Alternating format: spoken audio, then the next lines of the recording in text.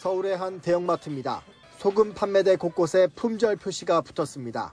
천일염 찾아보기가 특히 어렵습니다. 상대적으로 적은 용량의 소금은 이렇게 진열대에서 판매를 하고 있지만 3kg짜리 대용량 소금은 보시는 것처럼 이렇게 텅 비어 있습니다. 비어있는 진열대를 본 소비자들은 당혹감을 감추지 못합니다. 근데 이렇게 돼버리니까 저도 사야 되나 이런 생각이 들어서 좀 불안해지는 기분이 들어요. 네. 김장철도 아닌데 급등하는 천일염 수요를 공급이 따라잡질 못하는 모양새입니다. 대형마트의 소금 판매량은 1년 전 같은 기간과 비교하면 적게는 30%, 많게는 165% 급증했습니다. 온라인 쇼핑몰도 사정은 비슷합니다. 11번가는 최근 일주일 사이 천일염 매출이 지난해 같은 기간 대비 14배가 늘었고 같은 기간 쓱닷컴에선 천일염을 포함한 소금 카테고리 매출이 6배, 지마켓은 3.8배 가까이 증가했습니다. 소금 판매가 최근 갑자기 늘어난 현상에 대해 한 업계 관계자는 후쿠시마 오염수 방류로 소비자들 사이에 생겨난 불안감을 원인으로 분석했습니다. 이런 흐름에 대해 정부는 가공업계나 유통업계 차원에서 천일염 사재기 징후는 아직 없다고 선을 그었습니다. 개인 직거래 물량이 최고 5배까지 늘긴 했지만 천일염 수급과 산지 가격에 영향을 미칠 정도는 아니라고 판단했습니다. 현재 가격 동향을 면밀하게 지켜보면서 거래량과 가격이 그래도 지속적으로 오른다면 정부 수매 후에 할인하여 방출하는 방법에 대해서도 천일염에 대한 국민의 불안이 커지자 정부는 현재 10곳인 방사능 검사 염전을 연말까지 150곳까지 확대하고 자발적으로 시행 중인 천일염 이력제를 의무화하기로 했습니다. YTN 양일혁입니다. 도쿄전력이 해양 방출 설비의 시운전을 시작하면서 오염수 방류가 임박하자 국민 불안과 의혹을 해소하기 위해 정부가 나섰습니다. 우선 도쿄전력이 오염수를 섞지 않고 윗물만 시료로 채취했다는 일부 보도에 대해 IAEA가 검사한 오염수 시료는 14일 동안 K4 탱크에서 순환 교반 등을 거쳐 충분히 섞어서 채취했다고 밝혔습니다. 또 일부 오염수 탱크에서 기준치 2만 배가 넘는 스트론튬 농도가 검출된 바 있지만 그대로 방류하지 않고 기준에 맞게 알프스로 정화해 희석 후 방출한다고 설명했습니다. 한국의 배출 기준이 리터당 20베크렐에 비교하면 약 2만 배에 해당하는 수치인 것은 사실입니다. 일본 측은 이러한 오염수가 기준치를 만족할 때까지 알프스를 활용해서 계속해서 정화를 하고 희석한 후에 방출하겠다고 밝힌 바 있습니다.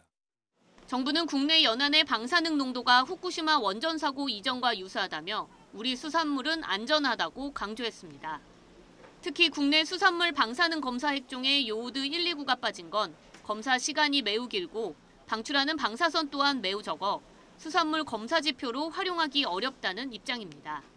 세슘 137이 부적합 기준치인 킬로그램당 100베크렐이 검출될 때 요오드 129는 검사를 통한 검출 한계치에 잡히지 않은 수준인 약 킬로그램당 1경분의 2베크렐 수준이 검출될 것으로 추정되어서 검사 지표로 활용하기는 어렵다는 판단입니다. 정부는 브리핑을 통해 오염수 관련 여러 의혹을 비교적 세부적으로 설명하는 모습을 보였습니다. 하지만 일본이 대회에 밝힌 오염수 정화 방안을 근거로 했을 뿐 실질적인 안전을 담보할 수 있는 새로운 방법이나 일본 측의 주장을 구체적으로 검증해낼 대안은 제시하지 않았습니다.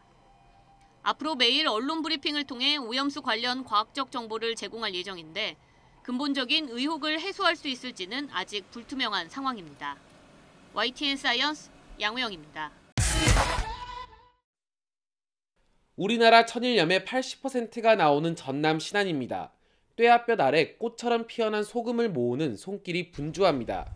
중장비가 천일염을 쉴 새 없이 담아내고 근로자들은 포대를 화물차에 싣느라 구슬땀을 흘립니다. 최근 몰려든 천일염 주문에 창고에 쌓아둘 겨를도 없이 출하되면서 천일염 저장 창고는 거의 바닥을 드러냈습니다. 후쿠시마 원전 오염수 방류에 대한 불안감이 커지면서 김장철이 아닌데도 천일염 주문이 급격히 늘었기 때문입니다. 그러다 보니 원래는 2년 정도 쌓아놓고 쓴맛을 내는 간수를 빼야 하는데 그 전에 족족 팔려나가고 있습니다. 수요가 너무 많다 보니까 공급도 좀 딸리고 또 온전히 터지면은 가격이 더 상승하지 않겠냐 하는 마음에서 또 우려하는 마음에서 또 한 가마에 먹을 놈을 갖다가 10가마씩 보유하다 보니까 요즘 천일염 산지 가격은 20kg 한 포대에 2만 원이 훌쩍 넘습니다. 최근 한 달 사이 40% 이상 급등한 겁니다. 갈수록 염전 면적 자체가 줄고 잦은 봄비에 생산량이 절반가량 줄어든 것도 가격 상승 원인으로 꼽히고 있습니다. 5월달이 계속 주마다 비가 왔습니다. 그래야 한 번씩밖에 소금 못 내고 전체적으로 생산량은 지금 떨어진 상태입니다. 지금 하루에 이렇게 출고하는 양은 정해져 있는데 주문 물량은 쏟아져 들어오고. 천일염 가격은 당분간 오름세를 보일 전망이지만 해양수산부는 사재기 수준은 아니라고 밝혔습니다. 생산자들은 천일염 가격 상승을 반기면서도 후쿠시마 원전 오염수가 방류되면 다시 소비가 둔화하지 않을까 걱정하고 있습니다. YTN 오선혜입니다. 새우와 젓갈, 꽃게로 유명한 인천의 전통 어시장입니다. 평소보다 손님들 발길이 뜸합니다. 상인들은 절로 한숨이 나옵니다. 이거 일본산이에요 하고 물어보시는 분들이 많아요. 40~50% 이런 식으로 손님들이 많이 줄었어요. 최근 치솟은 천일염 가격에 젓갈 파는 상인들 걱정도 커집니다. 국민 불안을 잠재우겠다며 1일 브리핑을 시작한 지 이틀째 해수부 장관이 어시장을 찾았습니다. 멍게와 개부를 직접 먹으며 우리 수산물의 안전성을 강조했습니다. 오염수 때문에 손님들이 좀 의심을 하고 이거 먹어도 되냐고. 그러니까 이 우리 지금 서해안에 잡히는 것 같은 경우에는 사실 오염수 객관적으로 과학적으로 전혀 영향이 있을 수 없는 지역입니다. 그리고 우리가 그때까지 3만 건 이상을 갖다가 검사를 다 했거든요. 지난번 원전 사고 난 이후로. 근데 아무 이상이 없는데. 그래도 소비자들이 수산물을 찾지 않아 재고가 쌓이면 정부에서 수매하겠다고 상인들을 안심시켰습니다. 천일염 사재기에 대비해 정부가 물량을 미리 비축했다가 김장철에 푸는 방안도 검토에 들어갔습니다. 정부가 대대적인 국민 불안 잠재우기에 나서긴 했지만 손님들이 믿고 찾을 수 있도록 보다 확실한 대책과 책임 있는 자세를 보이라고 어시장 상인들은 입을 모았습니다. YTN 양일혁입니다. 후쿠시마 오염수 방류 문제도 정치권의 주요 이슈인데요. 민주당은 지난 주말 인천에서 대규모 장외 집회에 나섰습니다. 이재명 민주당 대표는 이 자리에서 오염수가 아니라 핵 폐수라고 불러야 한다면서 정부 대응을 비판했습니다. 들어보시죠. 제가 묻겠습니다. 처리수입니까? 오염수입니까? 핵 폐수입니까, 여러분? 사실 오염수도 순화된 표현입니다. 명확하게 핵 물질에 노출됐을 뿐만 아니라 그것을 싸고 돌았던 지하수가 오염수입니까? 핵 폐수입니까, 여러분?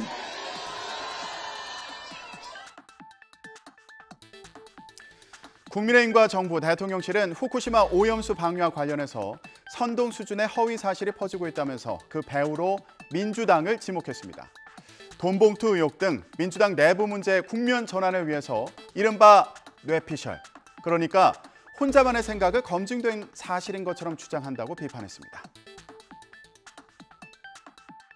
원전 오염수가 방류된다 하더라도 태평양을 돌고 돌아서 4~5년 후에 우리나라 해양에 도착한다는 것이 과학적인 내용인데도 불구하고 무작정 괴담 그리고 공포를 조장하면서 소금 사재기 같은 이런 기이한 현상까지 만들어내고 있습니다. 민생을 더 괴롭히는 결과를 민주당이 이야기하고 있다.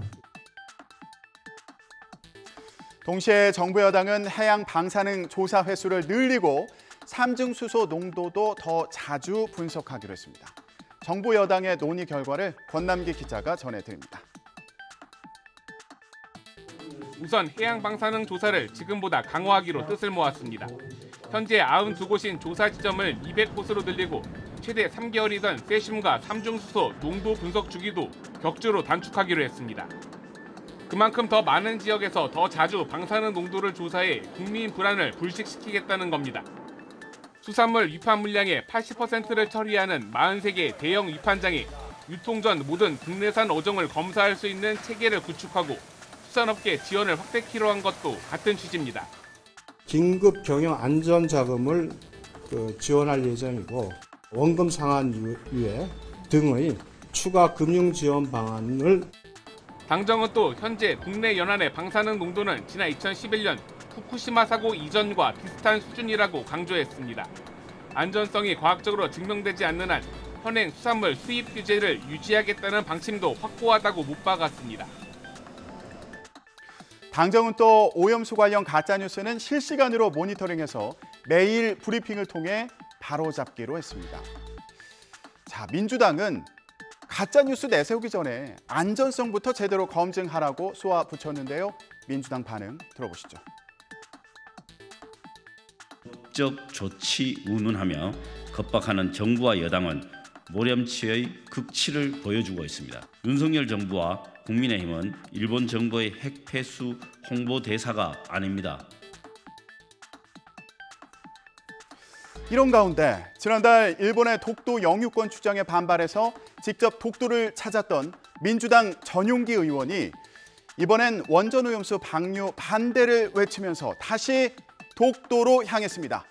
이번 목적지는 독도 앞바다였습니다. 현장으로 가보시죠. 네, 지난 17일 민주당 전용기 의원이 당 청년위원회 대한잠수협회 회원들과 함께 독도를 찾았습니다. 전 의원 이렇게 산소통을 메고 바다로 첨벙 뛰어들었습니다. 네, 지금 보시는 여기가 독도 바닷속입니다. 아니 그런데 쓰레기가 많아 보이네요. 예, 비닐도 보이고 전선도 보이는 것 같고요. 네, 이렇게 자르는 건 뭔가 봤더니 네, 고기 잡을 때 쓰는 어구입니다. 예, 지금 그물 보이시죠? 자, 이렇게 수중 정화 활동하고요. 또 중요한 목적이 있었습니다. 원전 오염수 방류에 반대하는 메시지를 전한 건데요. 아름다운 우리 바다를 오염시키지 말라는 내용이 적혀 있습니다. 또 독도는 우리 땅이다. 이렇게 태극기도 펼쳤습니다. 자, 그렇다면 전용기 의원, 이번에 왜 또 독도를 방문한 걸까요?